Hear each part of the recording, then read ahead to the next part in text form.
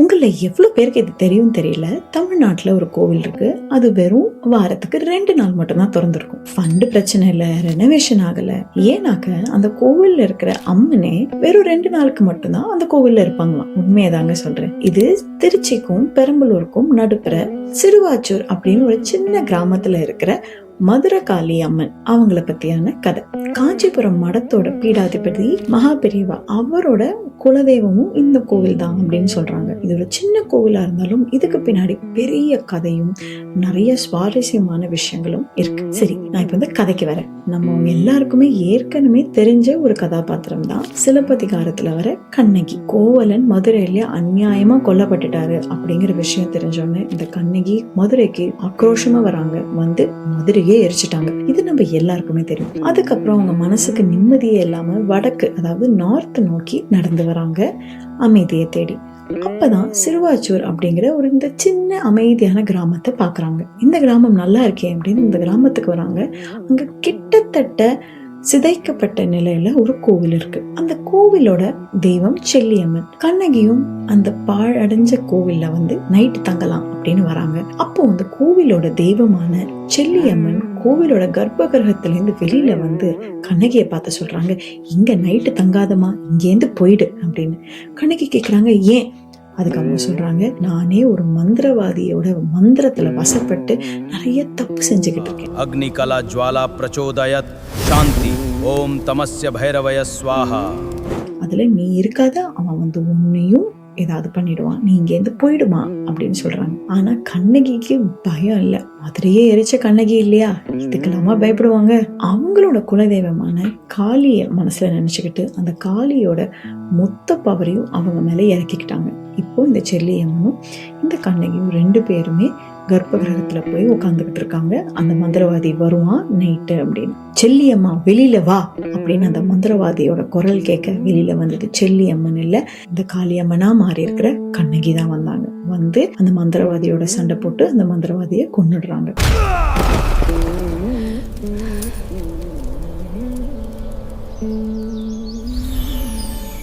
இதை பார்த்து செல்லியம்மனுக்கு ரொம்ப சந்தோஷமா போய் இந்த கண்ணகி அம்மன் கிட்ட நீங்க இங்கேயே இருக்கணுமா அப்படின்னு வேண்டி கேட்டுக்கொள்கிறாங்க. கண்ணகி அம்மனும் சரி அப்படின்னு சொல்றாங்க. அவங்க மதுரையில இருந்து வந்ததாலையும் உங்களுக்குள்ள அவங்களோட குலதெய்வமான காளியை உட்கொண்டதாலையும் இந்த கோவில இருக்கிற சுவாமிக்கு பேரு மதுரை காளி அம்மன். ஆனா இதுல ஒரு கியூட் விஷயம் இருக்கு. இப்படி சொல்லிட்டு செல்லியம்மன் பக்கத்துல இருக்கிற பெரியசாமி மலை அப்படிங்கிற ஒரு மலைக்கு போயிடுறாங்க.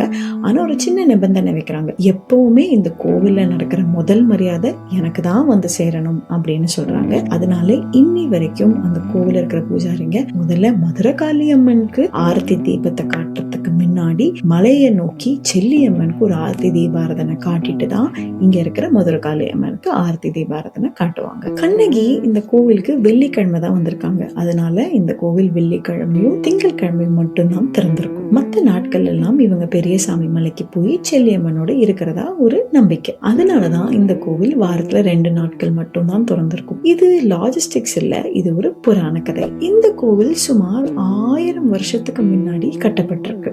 ஆரம்ப கால சோழர் மன்னர் தர்மவர்மன் தான் இந்த கோவிலை கட்டியிருக்காரு அப்படின்னு சொல்லப்படுறது. அவருக்கு குழந்தை இல்ல அப்படின்னு காளி கிட்ட வந்து வேண்டிக்கிட்டாராம், ஒரு மகன் பிறக்கணும் அப்படின்னு.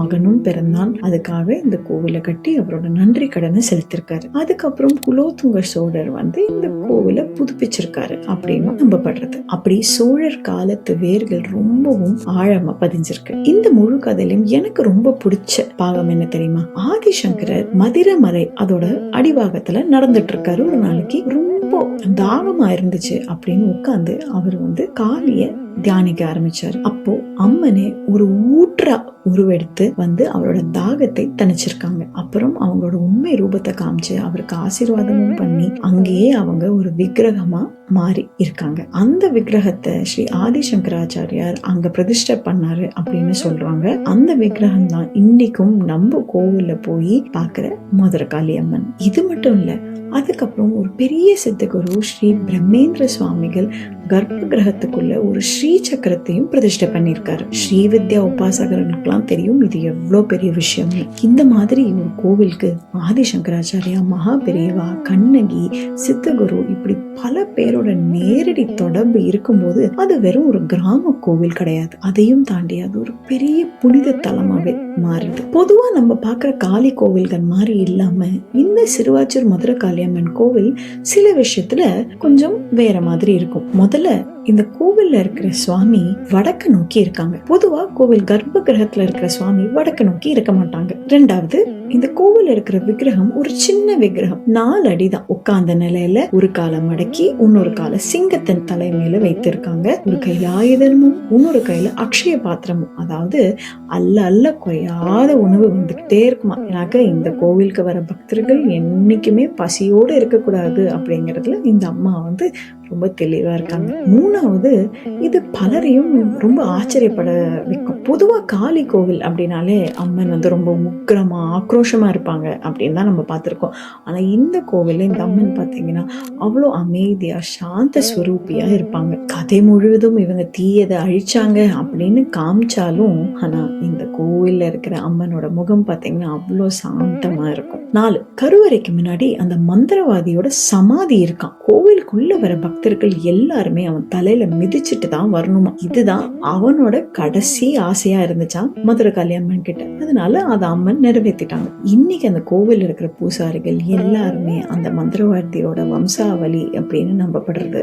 அவன் என்னவா இருந்தானோ அதுல இந்த முற்றும் மாறுபட்டு இருக்காங்க அவங்க எல்லாம் அம்மனோட அருளோட. கோவில் திங்கள் மற்றும் வெள்ளி தான் திறந்திருக்கும் சொன்னேன் இல்லையா. அதனால கோவிலில் நடக்கிற எல்லா விசேஷங்களும் இந்த 2 நாட்கள்ல தான் நடக்கும்.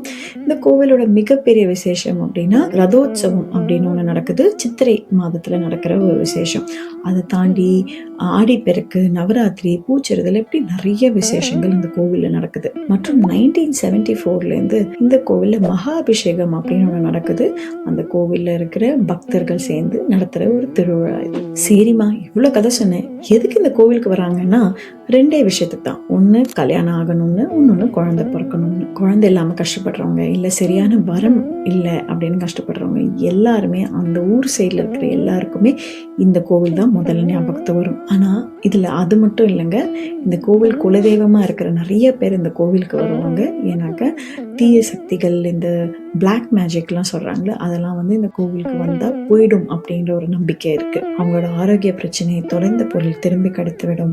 அப்புறம் ஏதாவது கோர்ட் கேஸ் இருந்தா அதெல்லாம் கண்டிப்பா சால்வ் ஆயிடும் அப்படின்னு எல்லாமே. எதுவுமே நடக்கலப்பா, இனி நான் என்ன பண்ணுவேன் அப்படின்னு வழி தெரியாம இருக்கிறவங்களுக்கு தான் இந்த கோவில் ஒரு வழி காட்டும் அப்படின்னு ஒரு நம்பிக்கையோட இன்னைக்கும் இந்த கோவிலுக்கு நிறைய பேர் வந்துட்டு இருக்காங்க. இந்த கோவிலை பத்தி எனக்கு ரொம்பவே சிந்திக்க வைக்கிற விஷயம் என்ன தெரியுமா?